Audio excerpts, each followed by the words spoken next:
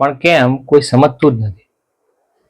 કેમ આપણે આપણા હોવાપણાનો અહેસાસ કરાવવો પડે છે?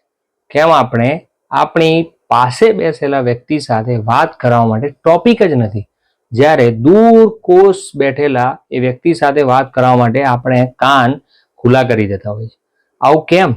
કેમ આપણે આપણા પોતિકા સાથે જ વાત કરવા માટે પરમિશન લેવી પડે છે?